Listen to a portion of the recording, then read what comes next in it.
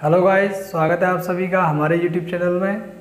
आज हम बात करने वाले हैं आपसे एकल बिंदु आवेश के कारण विद्युत क्षेत्र की तीव्रता की, यानी कि electric field due to a point charge. किसी भी पॉइंट चार्ज की वजह से किसी एक फिक्स पॉइंट पर कितना इलेक्ट्रिक फील्ड होता है, ये जानेंगे हम आज के वीडियो में। चलिए बात कर लेते हैं। देखिए, जैसे कि हमारे पास में कोई एक पॉइंट चार्ज है Q, जो कि प्लस क्यूब चार्ज है, और ये पॉइंट मान लिया मैंने O। हम सभी लोग ये बात जानते हैं कि किसी भी एक पॉइंट चार्ज की वजह से इलेक्ट्रिक फील्ड होता है, और वो इलेक्ट्रिक फील्ड हम किससे मालूम करते हैं? वो मालूम करते हैं हम Q नॉट की वजह से। क्योंकि Q नॉट को किसी भी क्षेत्र में ले जाने पर अगर यह आकर्षण या प्रतिकर्षण का अनुभव करता है तो वह क्षेत्र विद्युत क्षेत्र कहलाता है। तो मान लीजिए इसका क्षेत्र यहाँ तक था, कहीं तक, यहाँ तक मान लीजिए इतना, इस चार्ज की वजह से इतना इलेक्ट्रिक फील्ड बन रहा है। तो यहाँ पर इसका इंटेंसिटी कितना होगा? फील्ड इंटेंसिटी कितना होगा? इंटेंसिटी यानी कि स्ट्रेंथ, यानी कि उसकी ताकत कितनी होगी यहाँ पर। चलिए, और मान लिया कि ये Q जो है, ये इस Q से, ये Q नॉट जो है, जिसे आप कहते हैं टेस्ट चार्ज, या फिर कहते हैं आप इसे परीक्षण आवेश, ये इस Q से, जिसकी वजह से विद्युत क्षेत्र की आप क्या निकाल रहे हैं? विद्युत क्षेत्र की तीव्रता निकाल रहे हैं कि यहाँ पर विद्युत क्षेत्र कितना तीव्र होगा। चूंकि ये भी प्लस है और ये भी प्लस है, तो इस पर हमेशा जो फोर्स लगेगा वो बाहर की ओर लगेगा, F। ठीक है, लेकिन हम यहाँ पर बताना क्या चाहते हैं? इस पॉइंट P पर, मान लीजिए हम ये कोई पॉइंट P है, इस पर हम बताना चाह रहे हैं E, यानी कि विद्युत क्षेत्र की तीव्रता। तो देखिए, पहले तो हम ये कहेंगे कि प्लस Q आवेश के कारण Q नॉट पर लगने वाला बल, कितना बल लगेगा? Q नॉट पर Q की वजह से लगने वाला बल वो निकलेगा कूलाम के नियम से, क्योंकि किन्हीं दो आवेशों के मध्य आकर्षण या प्रतिकर्षण का जो बल लगता है उसको डिफाइन किया था कूलाम ने।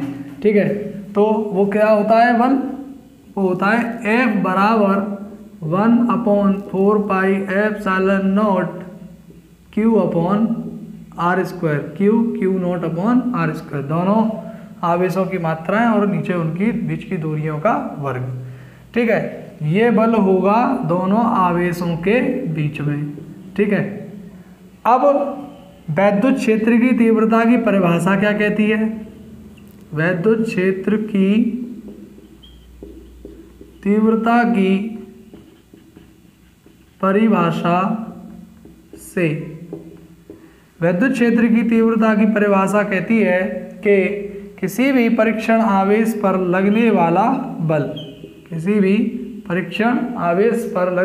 बल, उस पॉइंट पर Q के कारण विद्युत क्षेत्र की तीव्रता कहलाती है। परीक्षण आवेश पर लगने वाला बल विद्युत क्षेत्र की तीव्रता कहलाती है। चलिए, F का मान यहाँ रख दीजिए। आप कह सकते हैं यूजिंग फर्स्ट, यहाँ पर आप फर्स्ट को यूज कर सकते हैं। फर्स्ट है आपका 1/4 pi epsilon not Q not upon R square, और होल स्क्वायर में चल रहा है, पूरे होल के बट्टे में चल रहा है कितना? Q not. ठीक है, इसके नीचे 1 मान लीजिए, 1 ऊपर चला जाएगा, ये नीचे आ जाएगा। ठीक है, देन ये Q नॉट से Q नॉट कैंसिल हो जाएगा, तो E का वैल्यू आ जाएगा 1/4 pi epsilon not Q upon R square. और यही एक बिंदु आवेश के कारण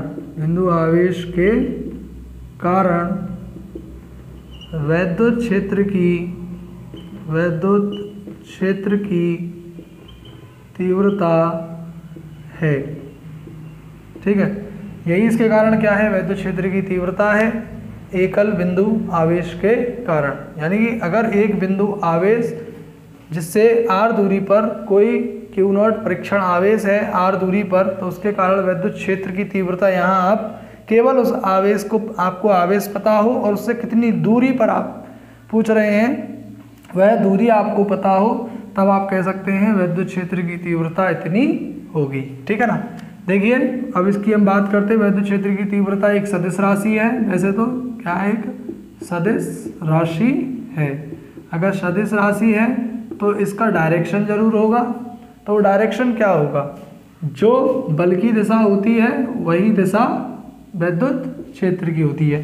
तो इसकी दिशा होगी OP के अनुदिश, O से P के अनुदिश इसकी दिशा होगी, के अनुदिश, OP के अनुदिश इसकी इसकी इसकी विद्युत क्षेत्र की तीव्रता की इसकी दिशा होगी, विद्युत क्षेत्र की दिशा होगी। ठीक है, यानी ये निकल कर के आया आपके सामने विद्युत क्षेत्र की तीव्रता एकल बिंदु आवेश के कारण। ठीक है, चूंकि कितनी होती है, E बराबर 1/4 pi epsilon not Q upon R square, और इसका मात्रक न्यूटन पर कूलाम और वोल्ट पर मीटर। ठीक है, ये इसका मात्रक हो जाता है। और इससे पहले वीडियो में इसके बारे में, इसकी विमा वगैरह के बारे में भी मैं बता चुका हूँ। ठीक है, चलिए देखिए इसका एक थोड़ा सा ग्राफ देख लेते हैं। देखिए ये इस तरफ मैं ले रहा हूँ E और इस तरफ ले रहा हूँ मैं R। इनके बीच में जो ग्राफ होता है वो कुछ इस तरीके का होता है, यानी कि ये R की डायरेक्शन पर डिपेंड नहीं करता है। E, R की डायरेक्शन कुछ भी हो, E इस पर डिपेंड नहीं करेगा। लेकिन सही मायने में एक और ग्राफ मैं आपको दिखाऊं, यहीं पर नीचे मैं ले रहा हूँ 1/r स्क्वायर, 1/r स्क्वायर, और इस तरफ ले रहा हूँ मैं E। ठीक है, अगर मैं R को 1/r स्क्वायर को बढ़ाता जाऊँगा तो E भी बढ़ता जाएगा, अगर ये 1/r बढ़ता जाएगा तो E भी बढ़ता जाएगा। इनके बीच में ग्राफ आता है स्ट्रेट लाइन। ये दो तरीके के ग्राफ इनके बीच में होते हैं। ठीक है, अब चलिए देखते हैं इसके ऊपर कुछ क्वेश्चंस, इसे नोट कर लीजिए। अब है आपके सामने दो क्वेश्चंस। देखिए पहला क्वेश्चन क्या कह रहा है कि दो बिंदु आवेश 2 × 10⁻⁷ कूलाम तथा 1 × 10⁻⁷ कूलाम एक दूसरे से 1 सेंटीमीटर की दूरी पर रखे हैं। एक आवेश के कारण दूसरे आवेश पर विद्युत क्षेत्र की तीव्रता ज्ञात कीजिए। ठीक है, तो हमारे पास में दो आवेश हैं, इनका हल हम करेंगे। तो देखिए पहला आवेश है Q1, हमारे पास में 10⁻⁻7 कूलाम। देखिए पूछा क्या जा रहा है, एक आवेश के कारण दूसरे पर विद्युत क्षेत्र की तीव्रता। देखिए इसके कारण इस पर कितनी है और इसके कारण इस पर कितनी है, यानी दो आपसे विद्युत क्षेत्र की तीव्रताएं पूछी गई हैं। दूसरा चार्ज है आपके पास में Q2, 1 × 10⁻⁷ कूलाम, और इनके बीच की दूरी जो है वो है 1 सेंटीमीटर, और सेंटीमीटर को मीटर में बदल लेंगे यहाँ पर 10⁻⁻2 से मल्टीप्लाई करके। चलिए पहले कहते हैं Q1 के कारण Q2 पर विद्युत क्षेत्र की तीव्रता, विद्युत क्षेत्र की तीव्रता क्या होगी देखते हैं। वो होगी मान लीजिए E1, फॉर्मूला अभी पढ़ा था हमने, Q1 की वजह से बता रहे हैं तो Q1 लेंगे और नीचे R², यानी कि देखिए एक दूसरे से ये R दूरी पर रखे हैं Q1 और Q2। अब इसके कारण इस पर कितना होगा विद्युत क्षेत्र, तो अभी हमने पढ़ा है एक बिंदु आवेश की वजह से R दूरी पर विद्युत क्षेत्र इतना होता है। ठीक है ना, तो E1 बराबर हो जाएगा, इसका वैल्यू फिक्स है 9 × 10⁻⁹। अब Q1 कितना है हमारे पास में 2 × 10⁻⁷, और नीचे R², R का वैल्यू है हमारे पास 1 × 10⁻², 1 × 10⁻², E1। ठीक है, नंबर्स एक तरफ कर लीजिए, कैलकुलेशन का सिस्टम है, नंबर्स एक तरफ कर लीजिए, पावर्स का सॉल्यूशन करिए। देखिए ये पावर्स कितनी होंगी, 2 और 2, 4 हो जाएंगी माइनस की, ऊपर जाकर के प्लस की 4, और 9 पहले से ही तो 13 हो जाएंगी। 13 में से 6 को आप माइनस करो, 7 को माइनस करोगे तो 6 बचेगा। और ये आ जाएगा E1 18 इंटू 10⁶ न्यूटन पर कूलाम। तो पहले वाले की वजह से दूसरे पर तो इलेक्ट्रिक फील्ड इतना होगा विद्युत क्षेत्र। अब देखिए दूसरे वाले की वजह से कि Q2 के कारण Q1 पर विद्युत क्षेत्र की तीव्रता वो क्या होगी, वो है होगी E2, जिसके लिए फॉर्मूला अब होगा, अब पॉइंट चार्ज का काम ये Q2 करेगा R दूरी पर, तो यहाँ पर आ जाएगा Q2/R²। ठीक है, तो फिर से इसका वैल्यू होता है 9 इंटू 10⁹ Q2 का वैल्यू यहाँ पर 1 इंटू 10⁻⁷ है, और नीचे R² यानी R वही स्क्वायर है, इसलिए डबल टाइम में इसको लिख देता हूँ। ठीक है, कैलकुलेशन करने का सिंपल फंडा, नंबर्स एक तरफ, पावर्स का सॉल्यूशन करें, ये 4 पावर 13 हो जाएंगी और 13 में से 7 को माइनस करेंगे तो 6 पावर्स, तो 9 बन जा 9 और 1 बन जा 1, यानी कि 9 इंटू 10⁶ न्यूटन पर कूलाम। तो दोनों एक दूसरे पर इतना विद्युत बल अप्लाई करेंगे। ठीक है, एक दूसरे पर इतना बल ये लगाएंगे, Q1 Q2 पर इतना विद्युत बल, इतना विद्युत क्षेत्र उत्पन्न करेगा, और Q2 Q1 पर इतना विद्युत क्षेत्र उत्पन्न करेगा।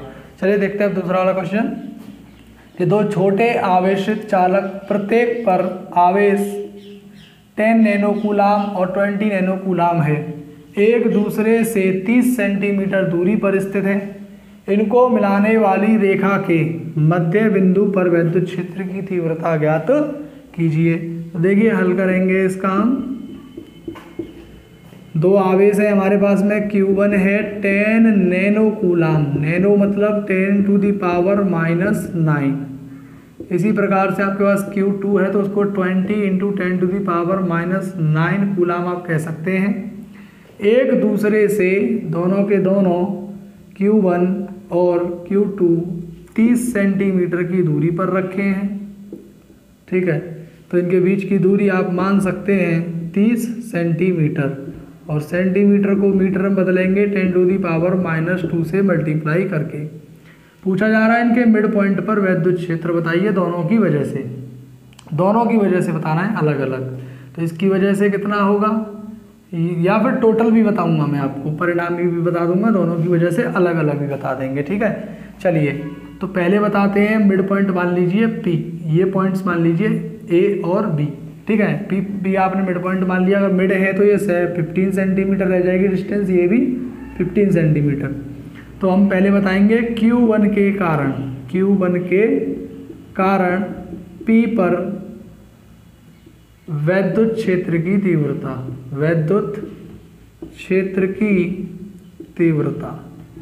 ठीक है, तो उसमें हम निकालेंगे, मान लीजिए E1 वो आएगी 1/4πε0 Q1 डिस्टेंस मान लीजिए R1², 9 इंटू 10⁹ और Q1 आपके पास में है 10 इंटू 10⁻⁹ अपॉन में R1² यानी कि 15 सेंटीमीटर। सेंटीमीटर को आप मीटर में कन्वर्ट कर लेंगे, साथ के साथ 10⁻⁻² से मल्टीप्लाई करके।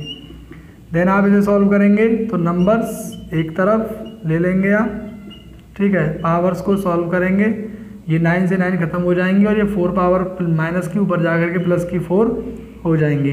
ठीक है, अब आप इसको बना सकते हैं 90, इसमें 3 पावर्स रह जाएंगी और ये नीचे 15 और 15 हैं, अभी 15 से कट जाएगा, 15 छक्के 90, यानी 1 0 और ले लेंगे 60, तो 15 चौके 60 यानी कि 400 न्यूटन पर कूलाम आ जाएगी एक की वजह से। और अब बताइए Q2 की वजह से, Q2 के कारण P पर विद्युत क्षेत्र की तीव्रता वो होगी E2, जो कि होगी 1/4πε0 Q2/R2, 9 इंटू 10⁹ Q2 कितना है हमारे पास 20 इंटू 10⁻⁹, डिस्टेंस हो जाएगी 15 इंटू 10⁻², 15 इंटू 10⁻²। देन आप इसे सॉल्व करेंगे तो तो वही नंबर्स एक तरफ, पावर्स का आप सॉल्यूशन करेंगे तो वही पावर्स आएंगी 4 सिमिलरली।